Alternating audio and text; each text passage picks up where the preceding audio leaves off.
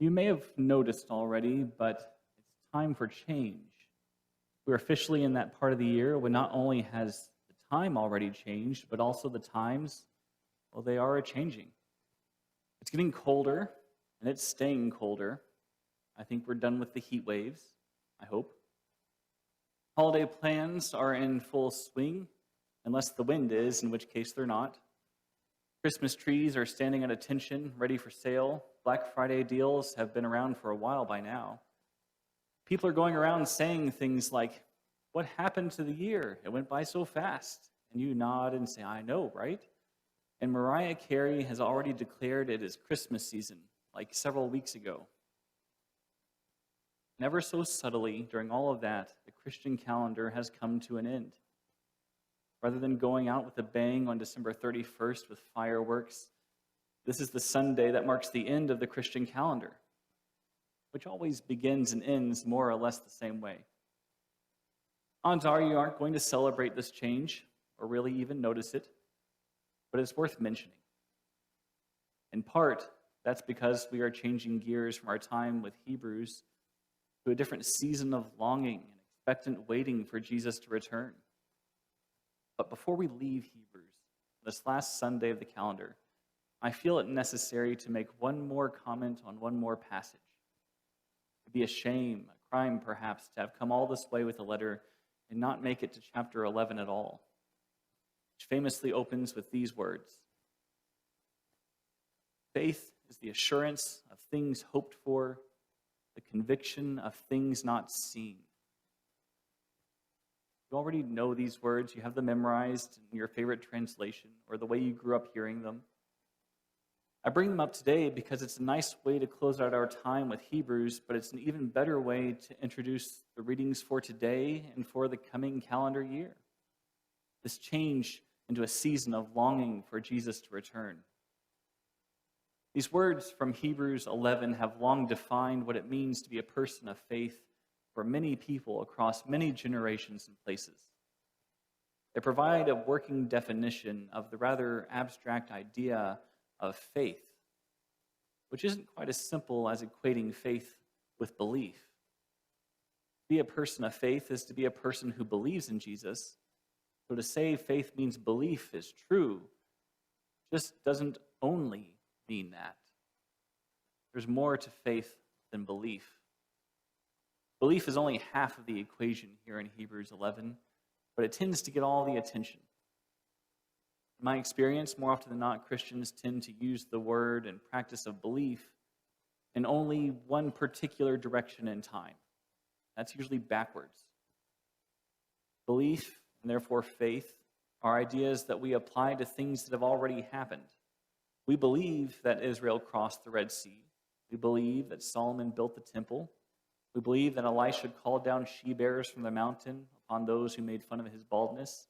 And we believe that Jesus walked on water, sometimes turned water to wine.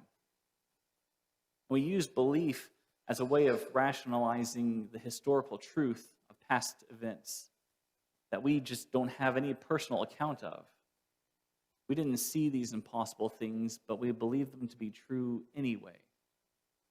And that's a perfectly fine and acceptable way to use the words and the practices of belief and faith.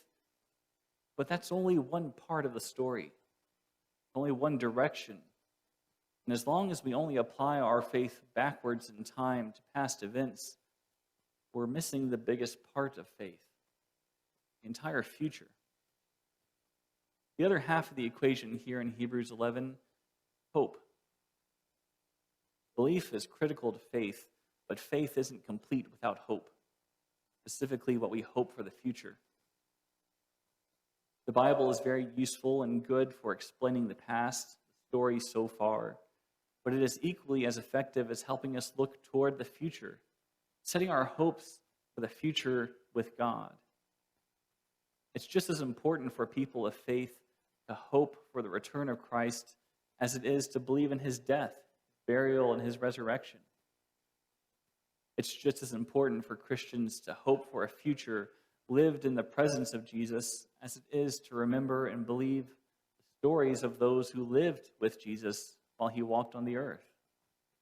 And it's just as important to hope for Jesus to set creation right again as it is to believe that God created all of creation.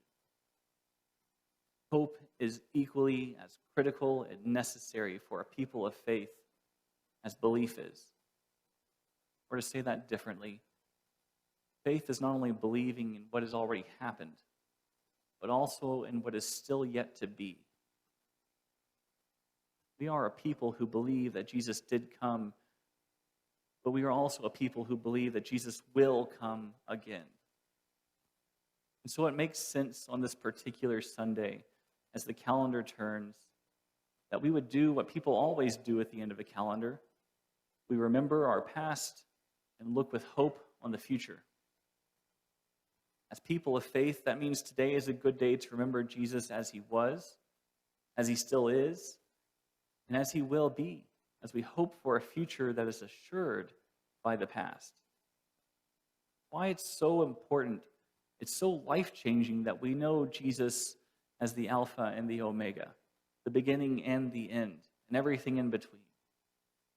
It isn't enough to say that Jesus is one or the other, and one without the other cheapens our faith. And it isn't enough to believe that he came and died. We also believe that he is coming again, and that changes everything. This is the truth that we hear proclaimed in Revelation chapter 1. Twice, in a matter of 4 verses, John takes the time to write out that Jesus is, was, and is to come. More than that, John tells us that Jesus freed us by his blood in the past, rules over all the kingdoms of the world in the present, and will have all the glory and dominion forever and ever, past, present, future. Jesus is the one who always has been, still is, and will be. And Jesus is the one who came and died, but he's also the one who lives now, will one day return to bring us all into the glory of God. It simply just isn't enough to believe in what happened 2,000 years ago without also believing in what is still yet to be. So today we proclaim with our worship, our scripture readings, our prayers, our songs, our communion around this table, not only our belief in what Jesus did, but also what we hope with assurance he is going to do. And this shared belief of ours in Jesus' past and future, it changes who we are and how we live in the present. We are different today because we believe in what Jesus did the first time, when he lived and died just as one of us. His life, his teachings, the example that he gave us is a model to imitate in our life today. And so we strive to live our lives as Jesus lived his life all those years ago. But we are also different today because we believe that Jesus is coming back to set the world right, to fully reunite humanity with God, so we can live together again like we did all those years ago in the garden, face to face. And that hope changes how we see the world today.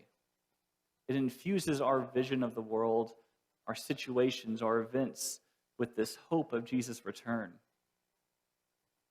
So when we are discouraged, when we are physically and emotionally hurt, when we feel ravaged by racism, we also know that it won't always be this way.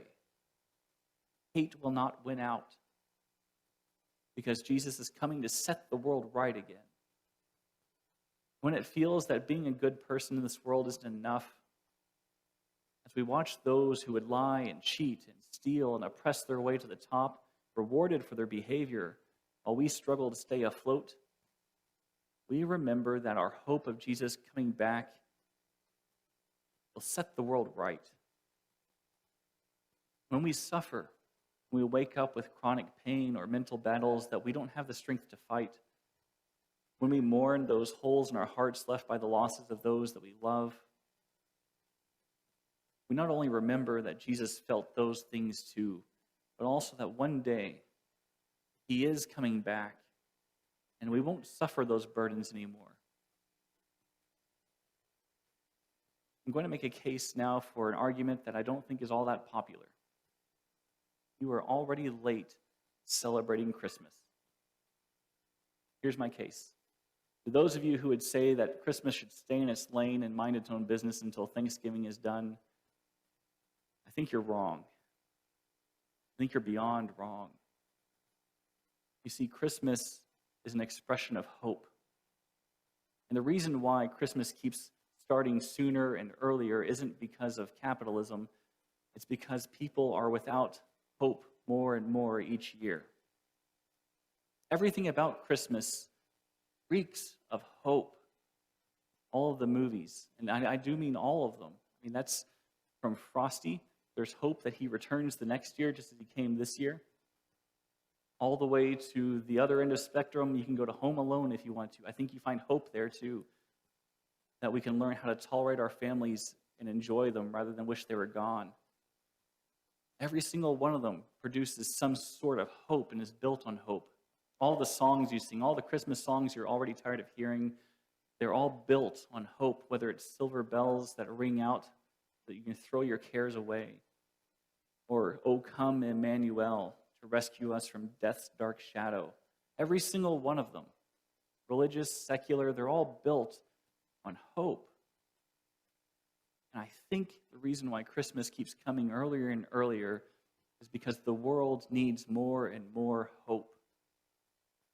You just don't see much of it anymore. Not the real, authentic kind. You don't see people hoping anymore. And I think year after year, somehow, some way, in between December 25th, Thanksgiving the next year, we forget how to hope. And we lose all sight of anything good. We get so hyper-focused on everything that's wrong in the world and everything that hurts and all the pain and all the ways that things could be better or different that we don't hope. Christmas serves as this reminder not only to hope for good things, but to hope for Jesus to return. And so if you think Christmas came too early and needs to stay in its lane until after Thanksgiving, I urge all of you to see those who are buying their Christmas trees and setting them up before Thanksgiving as desperate cries for hope, proclamations of hope in a darkness that is just so overwhelming and overpowering. And so I'll tell you my own story, and you can take it or leave it, but it's true whether you want to believe it or not. At the age of 16, I discovered a band called the Trans-Siberian Orchestra. And as everybody did in that current year, it was life-changing. I mean, we had Mannheim Steamroller, but this was better. And I wanted to go see them in concert, and I checked the tour dates, and I thought it was possible. And then something else came up on my schedule of school, and I couldn't go. When I was 16, I didn't see Trans-Siberian Orchestra in concert. I thought, next year I'll go see them. And then next year, something else came up and conflicted with the tour dates, and I didn't go. And 18 came around, and the same thing happened. And then college got busy. I didn't go see them in college, and then college got expensive. I didn't see them after college.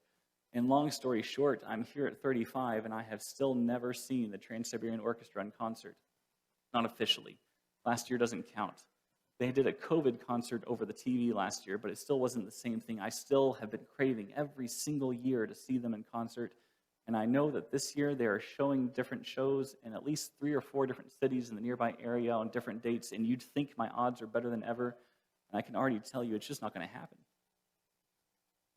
And somewhere in me, I think I do know that I will never see them in concert. And I think part of me doesn't ever want to go anymore. Because I think at this point, I enjoy the longing more than I do the satisfaction of going. Because it gives me something to look forward to each year. And if I ever did go, then what would happen the next year? Would I lose that longing to go again and again? I don't know. But what I do know is that one little small example is one small part of how I experience Christmas as hope. And every year, it's good, very good, to reestablish that longing for something, that craving for something.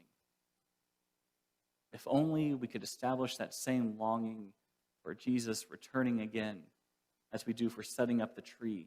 If only we could establish that same longing again for Christ coming to set the world right as we do for hearing our favorite songs or Starbucks changing the cups.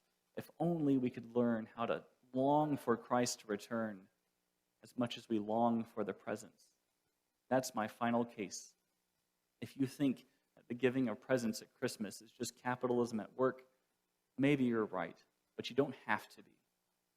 It could be that it's an expression of longing and hope for goodness at a time when people need just something a little good.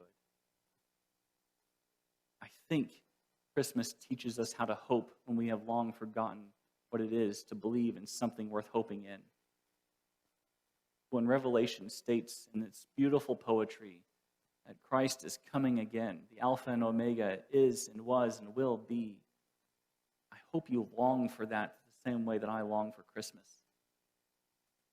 And if you don't, and if you still think Thanksgiving should win out and Christmas should stay in its lane, then at least let the rest of us who need hope early have a little hope early. I don't see anything but goodness in that. And as we take this meal today, we find hope there too. I don't know how much hope you need. I know how much hope I need. I know how much I need to be reminded to hope in Christ setting the world right whenever it seems like I could never. So if you need something to hope for, if you need a reminder of what that hope is, if you need to find that light of Christ, the one who reigns now and forever and always, please do take advantage of the time during the next few songs to go and meet with the elders in the back and to pray with them and to share that longing for hope with one another.